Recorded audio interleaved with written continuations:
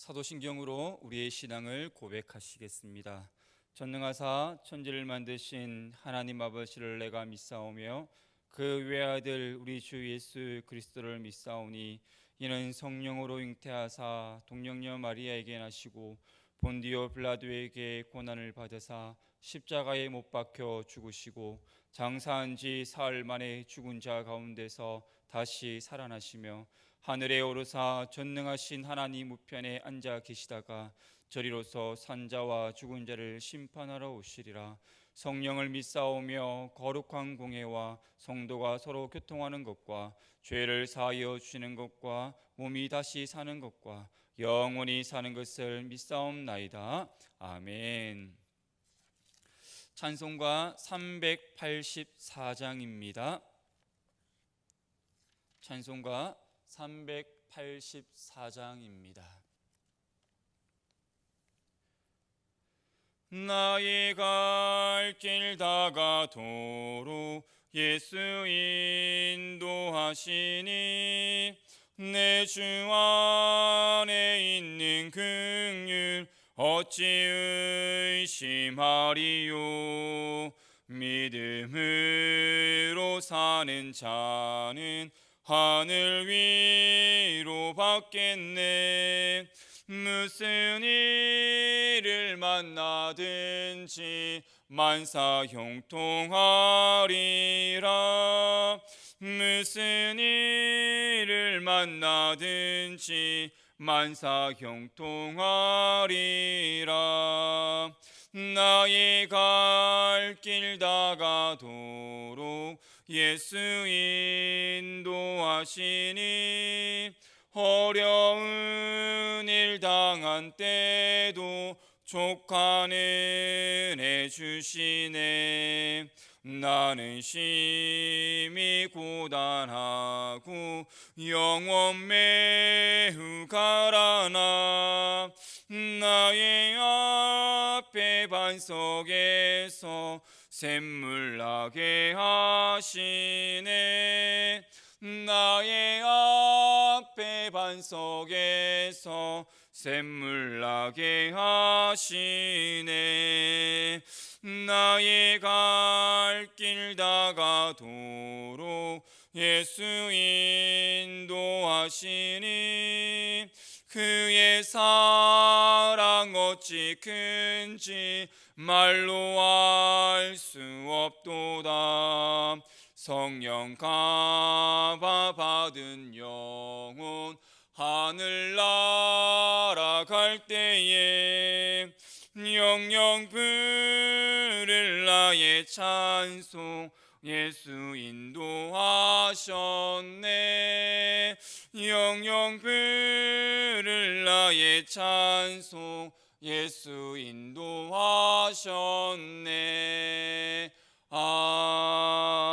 아멘. 오늘 말씀 함께 보겠습니다. 오늘 말씀은 욥기 15장 1절에서 6절까지입니다. 욥기 15장 1절에서 6절까지입니다. 제가 봉독해 드리겠습니다. 대만 사람 엘리바스가 대답하여 이르되 지혜로운 자가 어찌 헛된 지식으로 대답하겠느냐. 어찌 동풍을 그의 복부에 채우겠느냐. 어찌 도움이 되지 아니하는 이야기 무익한 말로 변론하겠느냐. 참으로 네가 하나님을 경외하는 일을 그만두어 하나님 앞에 묵도하기를 그치게 하는구나. 네 죄악이 네 입을 가르치나니 네가 간사한 자의 혀를 좋아하는구나. 너를 정죄하는 것은 내가 아니요 네 입이라. 네 입술이 네게 불리하게 증언하느니라. 아멘.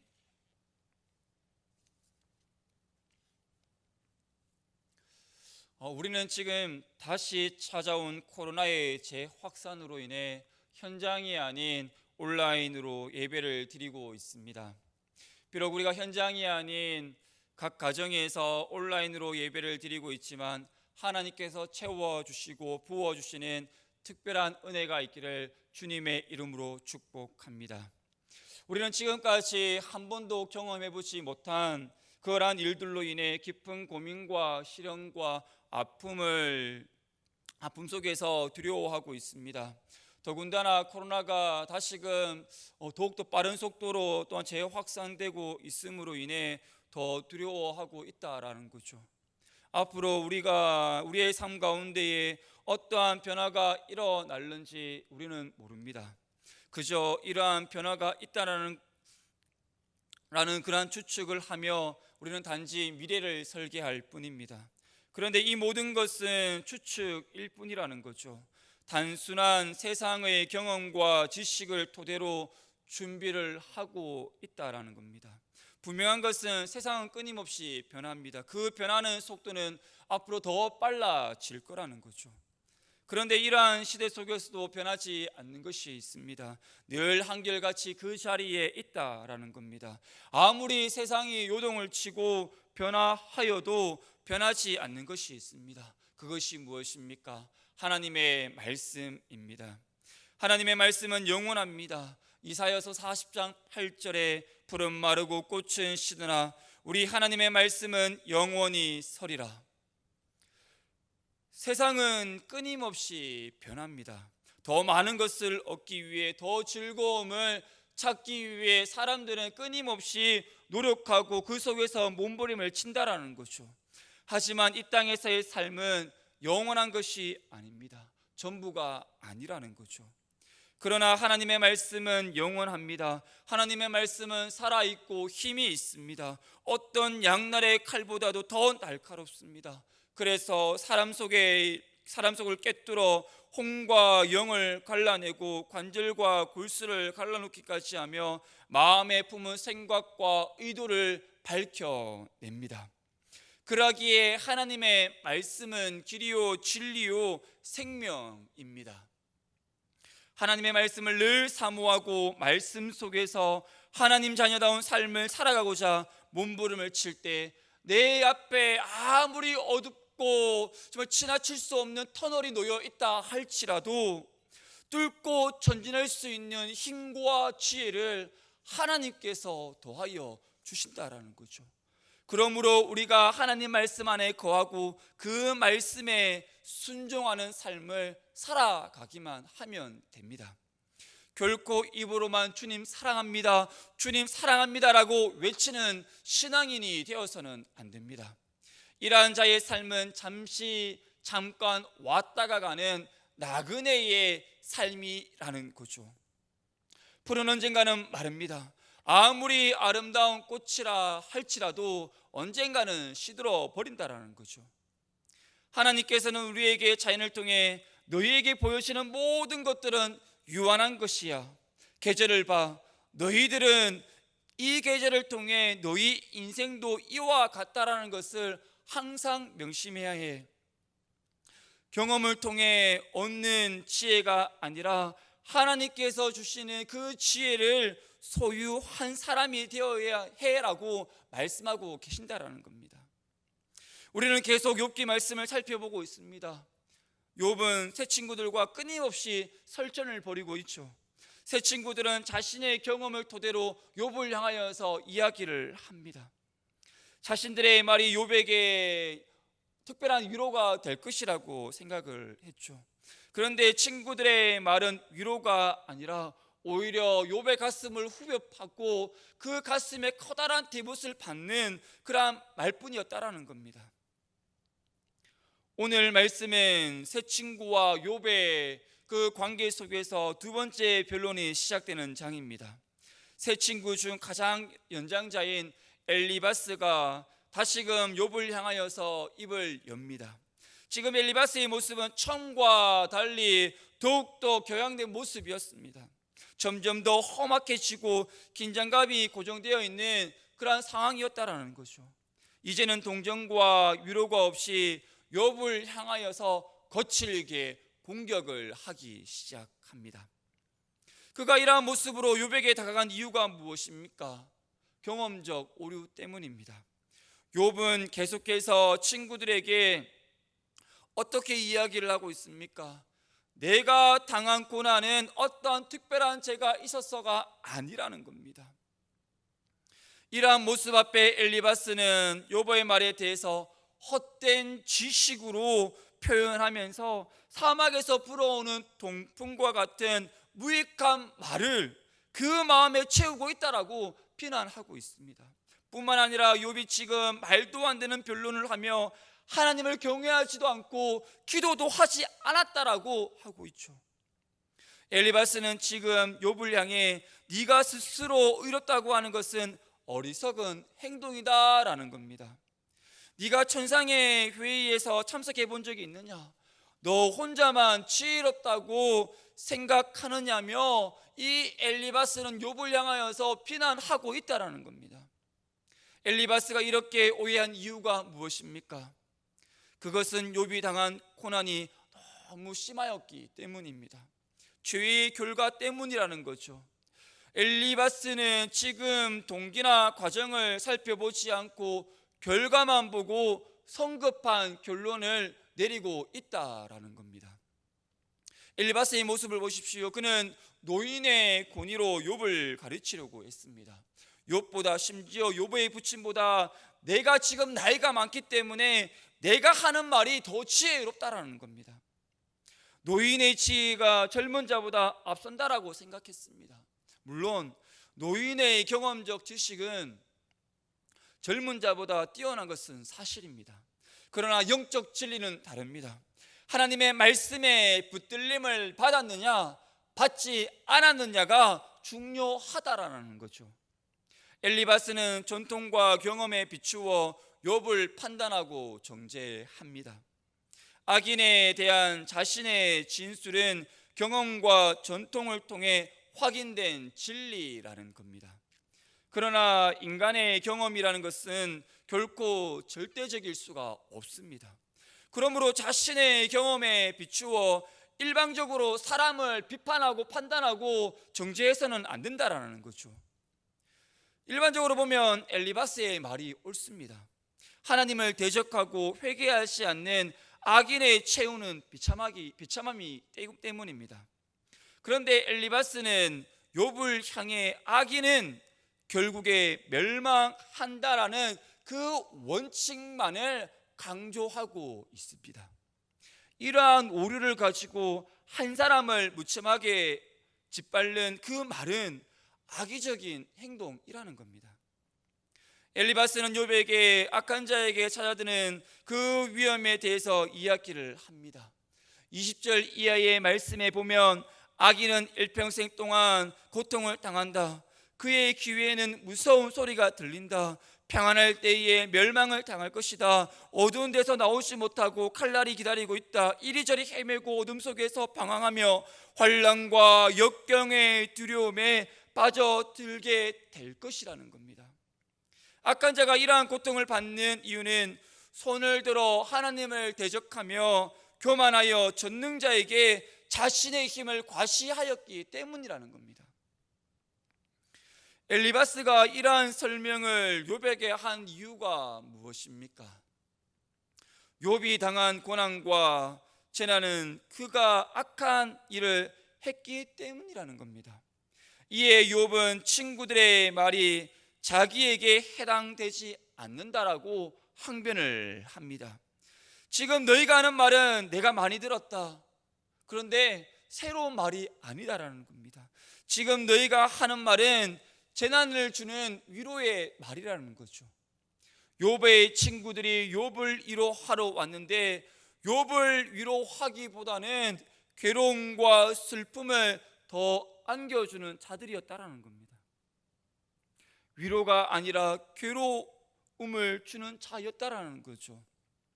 16장 4절 말씀에 보면 너희를 향하여 머리를 흔들 수 있느니라 라고 말씀하고 있는데, 여기에서 머리를 흔드는 행위는 상대방을 향한 경멸과 비난을 의미합니다. 지금 너희가 왜 나를 공격하는지 모르겠다. 그래서 내가 지금까지 곰곰이 생각하고 다시금 입장을 바꾸어서 생각해 봤다.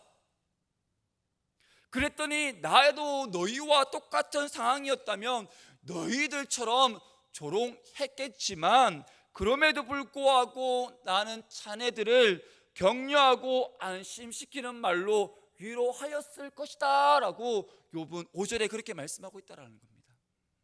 욥의 친구들은 욥에게 입을 다물 것을 요구하였죠. 지금 내가 어떤 말을 해도 근심이 풀리지 않는데 잠잠하면 그 고통이 해결되겠느냐라는 말입니다. 해결되지 않는다라는 겁니다. 사람이 괴로우면 어떻게 합니까? 사람이 너무 괴로우면 비명을 지릅니다. 그 고통을 경감시키기 위해서 소리를 지른다라는 겁니다. 와! 아! 라고 소리를 지른다라는 거죠. 그런데 지금 이 욥의 고통은 너무나도 심하였기 때문에 그 어떤 방법으로도 이 괴로움을, 이 고통을 털어낼 수 없는 그러한 상황이었다라는 겁니다.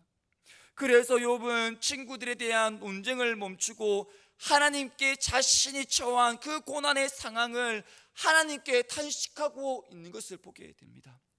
16장 7절 이하의 말씀에 보면 7절에 보면 주께서, 8절에도 보면 주께서, 11절에도 보면 하나님이 나를 악인에게 넘기시며, 12절에도 보면 그가 나를 꺾으시며, 14절에 그가 나를 치고 다시 치며. 이 말씀을 보면 욥이 하나님을 탓하고 원망하는 것처럼 보입니다. 그렇지 않습니까? 하지만 욥은 자신의 삶을 하나님께서 주관하고 계신다라는 그 하나님의 섭리를 깨달았다라는 겁니다.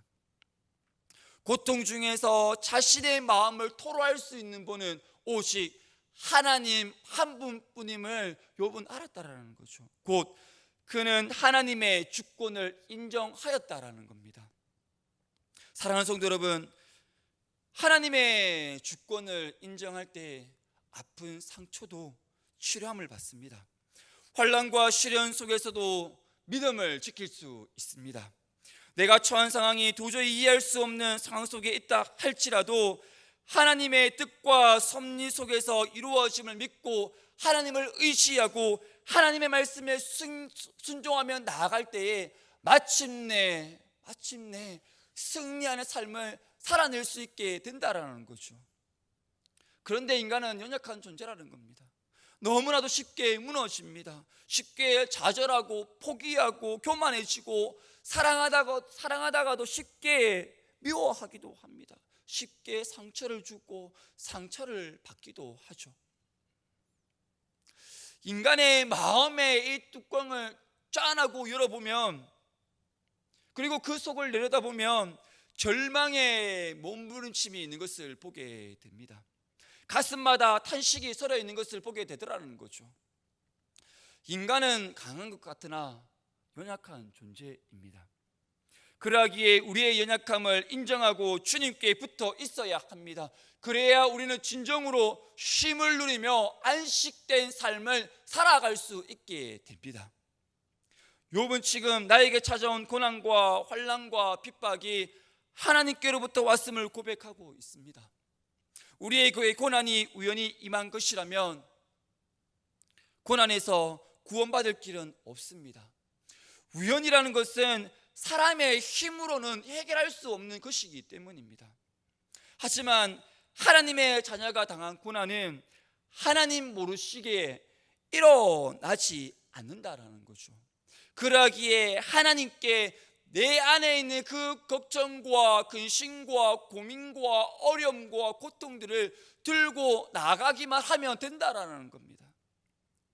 욥은 자신이 당한 고난이 하나님께로부터 온 것임을 알고 하나님께 들고 나아갔다라는 겁니다. 하나님께 부르짖었다라는 겁니다. 친구들에게 실망하고 절망한 그는 중보자 되신 하나님을 바라보며 눈물을 흘립니다.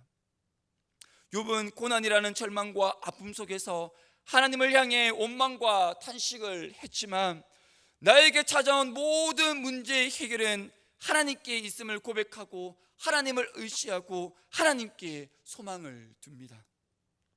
하나님은 우리가 불행의 길로 들어가는 것을 그냥 모른 척하고 내버려 두지 않습니다. 고통의 때에 우리의 기도에 응답하시며 반드시 구원하여 주신다라는 겁니다. 그러기에 주님을 의지해야 합니다. 내 경험적인 지식을 의지하고 따라가는 것이 아니라 하나님을 바라보며 하나님을 향하여서 하나님께 부르시며 나아가야 한다라는 거죠. 욥은 친구들의 위로의 말이 전혀 위로가 되지 않았습니다. 오히려 질병으로 인하여서 몸은 점점 쇠약해져 가는 그러한 상황이었습니다. 그러한 상황 가운데 욥은 절망하고 탄식할 수밖에 없었다라는 거죠. 16장 18절에 보면 욥은 땅에게 억울하게 흘린 자기 피, 즉 고통을 가리지 말고 정의를 위한 그의 부르심이 잊혀지지 않게 하라라고 부르짖고 있습니다. 그러나 이러한 고통 중에도 욥은 하늘을 바라보며 하늘에 그의 중재자가 있다라고 고백을 합니다. 욥의 친구들은 자신을 조롱하고 있지만 욥은 하나님을 향해 눈물을 흘리며 중재자에게 자기를 위해 변론을 해달라고 호소하고 있다라는 거죠. 욥은 알고 있었습니다. 하나님만이 자신을 변호해 줄 중재자라는 것을. 욥을 위로하기 위해 찾아온 친구들이었지만 오히려 욥에게 아픔과 고통을 줄 뿐이었습니다. 친구들이 이렇게 고통을 주는 이유가 17장 4절에 보면 하나님께서 그들의 마음을 가리어 깨닫지 못하게 하셨기 때문이라는 겁니다. 욥의 친구들은 하나님께로부터 온 지혜인 것처럼 이야기를 하고 있지만 사실은 하나님께로부터 나오지 않았다는 말이죠. 욥은 누가 뭐라 해도 자신에게 임한 이 모든 아픔과 고난은 죄악의 결과가 아님을 확신하였습니다. 17장 9절에 의인은 그 길을 꾸준히 가고 손이 깨끗한 자는 점점 힘을 얻느니라. 여기서 깨끗하다는 것은 세상과 단절된 생활을 말하는 것이 아니라 세상보다 하나님을 더 사랑하는 것을 말합니다. 세상의 영향을 받고 따라가는 어리석은 삶이 아니라 세상을 이기며 세상 속에서 영향을 끼치는 삶이라는 거죠. 사랑하는 성도 여러분, 우리는 이 땅 가운데 살아가면서 자신의 경험에 빗대어 살아감을 통해 경험적 오류를 범할 때가 있습니다. 마치 욥의 친구들처럼 말입니다. 분명한 것은 욥의 친구들의 입장에서 보면 자신의 생각들이 맞습니다. 왜입니까? 경험적 지식이기 때문이라는 거죠. 여러 가지 삶을 통해서 얻은 지식이라는 겁니다. 그렇기 때문에 자신들이 하는 이야기는 오류가 없다라고 생각을 했다라는 겁니다. 그런데 그것이 바로 오류라는 겁니다. 내가 생각해 봤을 때는 말이야, 이 자체가 오류라는 거죠. 세상이 주는 경험적 지식도 분명히 중요합니다. 그런데 더 중요한 것이 있습니다. 바로 하나님의 말씀입니다. 하나님의 말씀을 붙들고 살아가는 자는 결코 그 영혼이 피폐해지지 않습니다. 하나님이 주시는 지식과 지혜는 이 땅 가운데서 승리하는 삶을 살아갈 수 있도록 하여 주기 때문이라는 거죠. 하나님을 정말 사랑하는 사람은 기도만 하지 않습니다. 기도를 하는 가운데 고민을 합니다. 행함으로 옮기기 위해 실천적인 삶을 살아간다라는 겁니다. 그리고 하나님의 말씀을 끊임없이 묵상합니다. 왜입니까? 내 인생의 매뉴얼이 바로 하나님의 말씀이기 때문입니다. 우리가 이 땅 가운데서 어떻게 살아가야 하는지에 대한 지침서이기 때문이라는 거죠.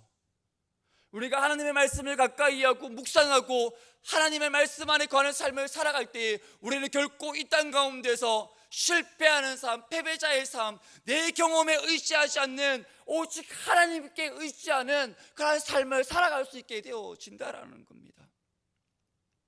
그러기에 우리는 이 땅 가운데서 세상을 바라보는 삶이 아니라 세상에서 주는 경험적 지식도 중요하지만 하나님의 말씀을 묵상하는 그런 삶을 살아가야 한다라는 겁니다.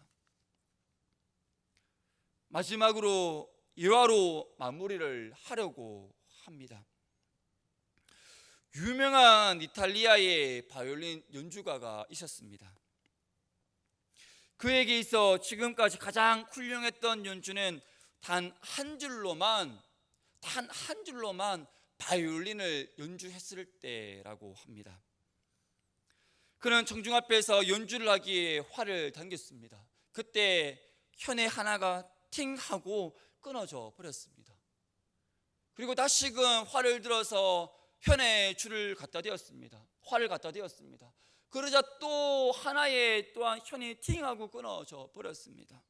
그때의 청중들의 그 소리가 웅성웅성거리더니 갑자기 이 공연장이 한순간에 웃음바다가 되어 버렸답니다. 이때 청중의 웃음을 뒤로한 채 이 연주가는 자신의 활을 다시금 그 하나만 남은 그 현을 향하여서 갖다 대었고 연주를 하기 시작했다고 합니다. 이때 굵고 깊은 선율이 흘러나오는 그 소리가 마치 폭풍을 뚫고 올라가 창궁을 보듯 소리가 아름다웠다고 합니다. 이때 청중은 침묵 속에서 귀를 기울였고 웃음과 불만을 토로하던 자의 눈에서는 감격의 눈물을 흘리기 시작했다고 합니다. 사랑하는 성도 여러분, 아무리 쓸모없는 것이라 할지라도 누구의 손에 있느냐에 따라 그 가치가 달라진다라는 거죠.